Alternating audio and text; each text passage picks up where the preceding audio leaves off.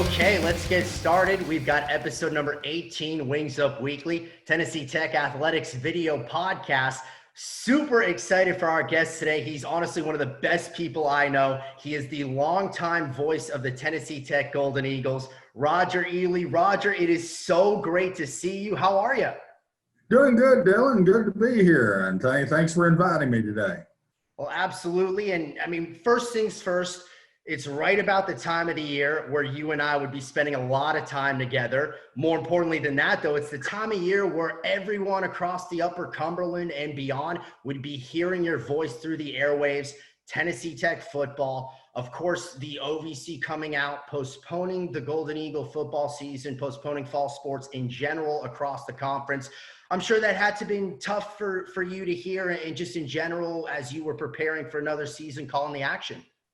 Oh, it did. I was trying to react to things pretty much normally as normal is. Of course, you hear the new normal. I'll never accept that. To me, I was waiting for the old normal. I'd already started looking a little bit at Samford, getting ready for the start of the season, and it's just it's going to be a big void not having football there this year. And this is coming from someone who has probably attended the most Golden Eagle football games of anyone over the last 30 years or so.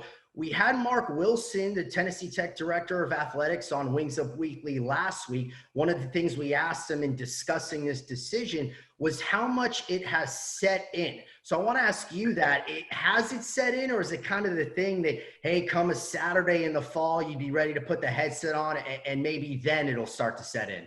Well, it's already started to set in for me. I mean, when you see social distancing, you see every time you go out, you're having to think, boy, what am I going to have to do now to try to stay safe? It's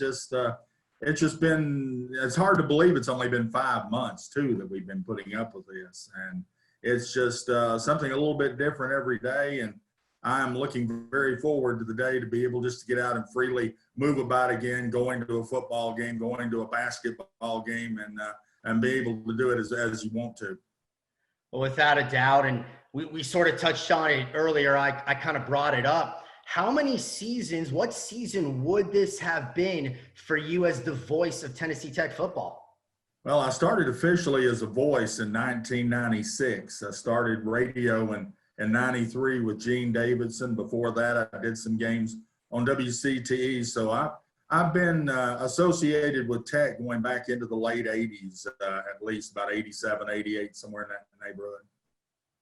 Well, obviously not just the voice of Tennessee Tech football, the voice of Tennessee Tech men's and women's basketball, and it's called other sports, of course, throughout the years. One of the things you brought up, Gene Davidson, Hall of Fame broadcaster, you had the opportunity to work with him. What was that like? What sort of impact did that have on your career? Well, that was Gene was always one of my idols growing up, listening to he and Eldon Burgess doing the games back in the 60s or 70s. Of course, most of the time I was always trying to go to the games and I didn't get a chance. But, when they were playing the road games at Middle Tennessee or wherever, Western Kentucky, East Tennessee, I would tune in to listen to Gene and Eldon. And Gene was just one of my big mentors as far as radio goes. We always worked at competing stations, but I always admired Gene, tremendous man. He was just like a second father to me.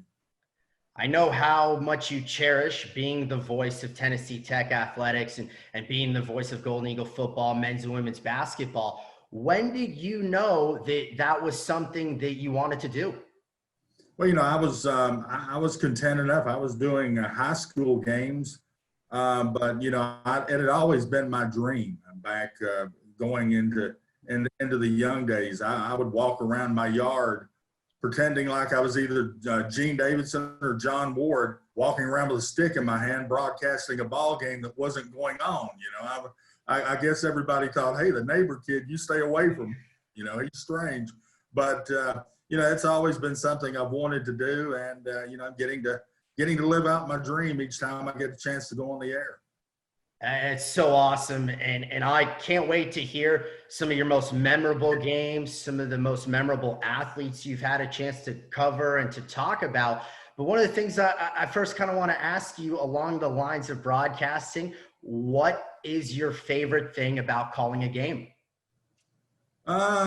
Favorite game is just the excitement. It's the crowd, and that's where I can't understand, or I just won't be able to accept if crowds are not permitted into a ball game. To me, that's what helps makes it.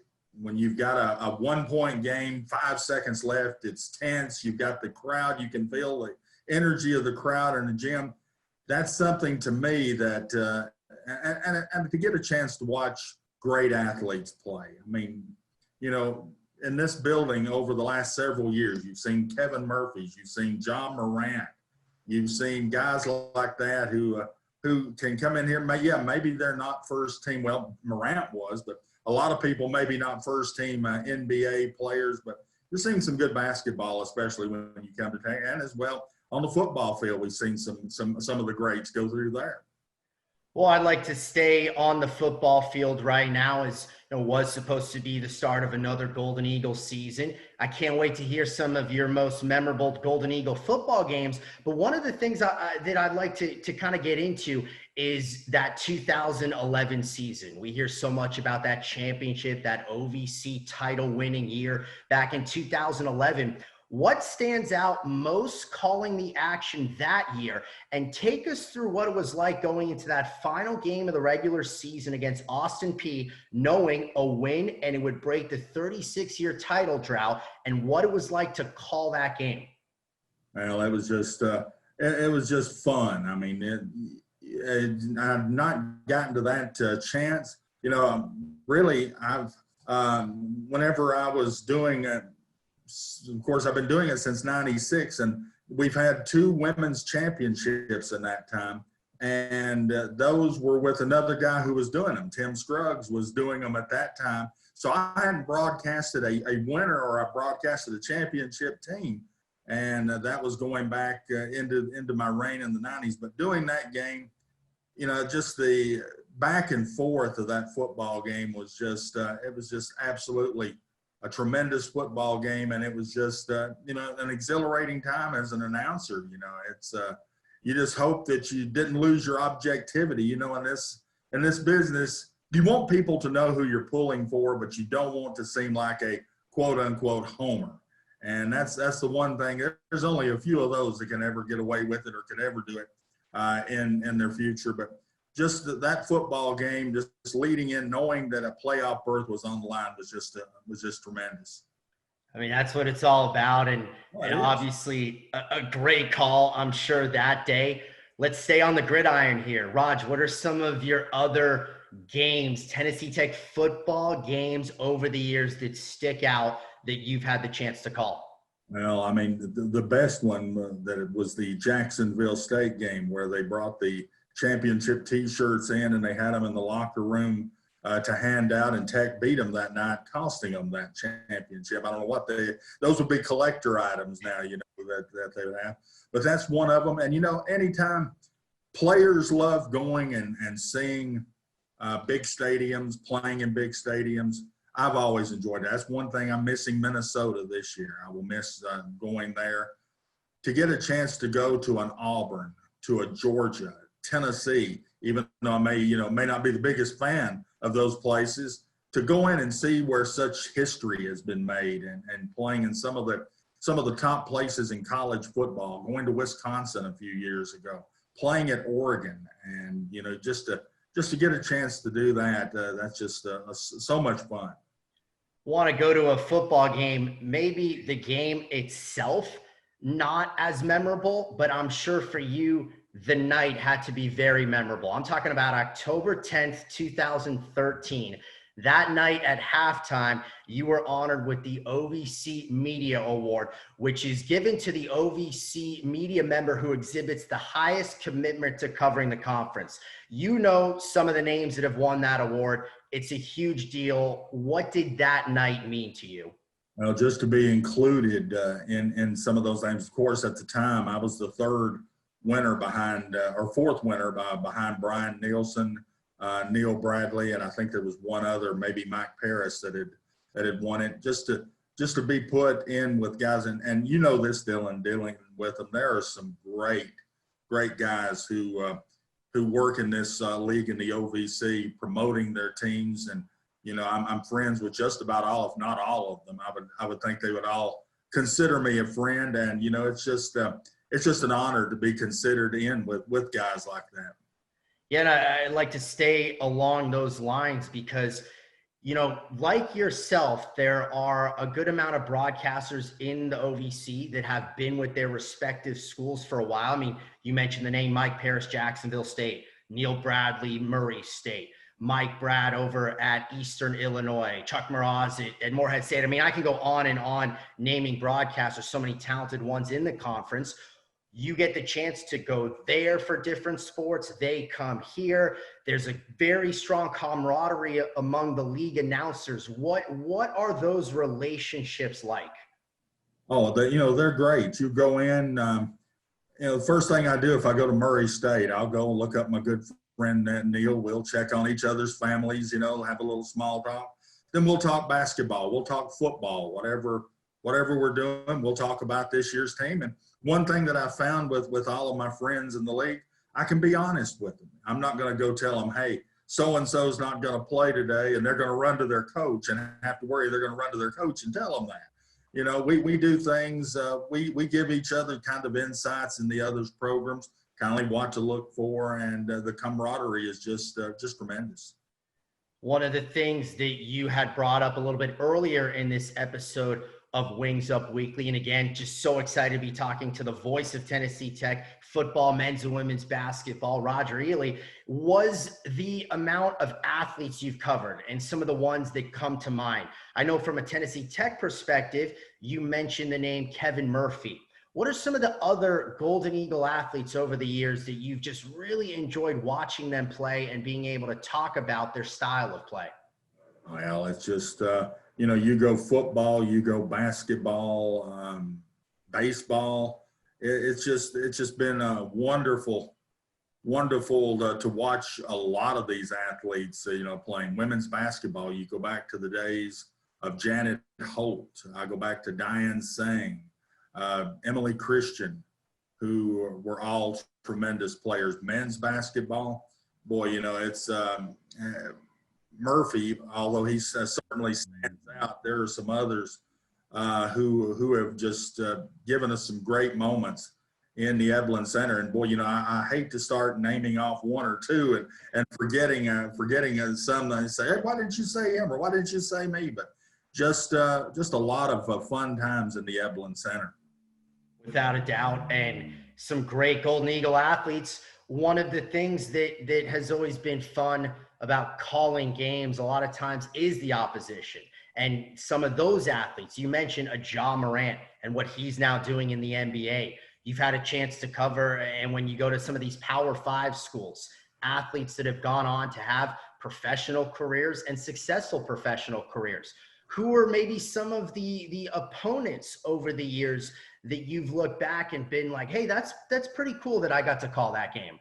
Yeah, well, going back, playing in the semifinals or the quarterfinals of the NIT, got a chance to play Memphis and was 2 minutes away from a chance to go to Madison Square Garden. And, they pull it out at the end, going to Iowa State. They were ranked number 4 in the country.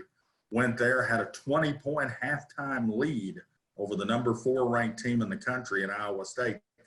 They showed, though, while they were number 4 in the second half. They came out very, very good. And, just places like that, just a lot of fun. No doubt. And Raj, it's been so fun to get the chance to talk some Tennessee Tech football, some Tennessee Tech men's and women's basketball, Tennessee Tech sports in general with you. We're starting to get to the end of the episode here on Wings Up Weekly. But one of the things I do want to touch on, you are a broadcaster. You've been a broadcaster for a while. Who are some of your favorite announcers over the years? I mean, you are such a big sports fan and professional sports as well over the years.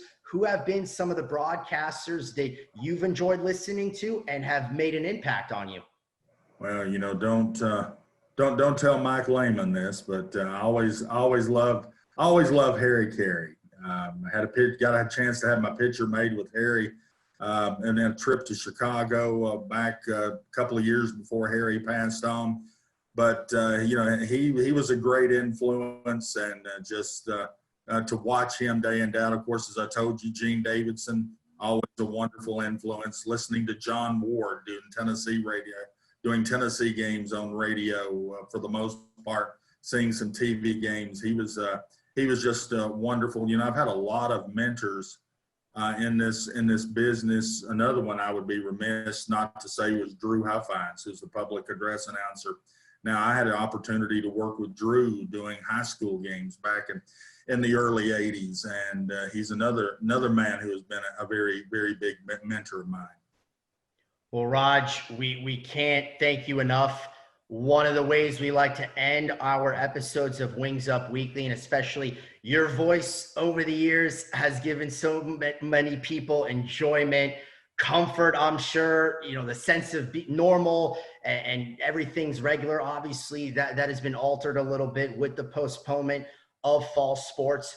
I'm going to miss working with you and spending the next 12 Saturdays normally we'd be together. So definitely going to miss that. But I'd love to kind of get a message from you to Golden Eagle fans and supporters going forward during this unique time. Well, during this time, I would just tell people to take things seriously. Don't be scared. Take things seriously. Sports as we know it is a kind of on the back shelf right now, but it will be back, and it will be stronger than ever. And I think people will be looking forward to that day. I know I am. I'm looking forward to it right now, the day of the first tailgate at Overall Field, as we get ready to go inside Tucker Stadium and watch the Golden Eagles take a big win. Well, Raj, my friend, can't thank you enough. I really appreciate you stopping by here on Wings Up Weekly. It's been fun. Stay safe, and you and I will talk again real soon. That sounds like a winner, Dylan. Looking forward to it. All right, there you have it. Roger Ealey, longtime voice of Tennessee Tech Athletics. That'll do it for another episode here of Wings Up Weekly.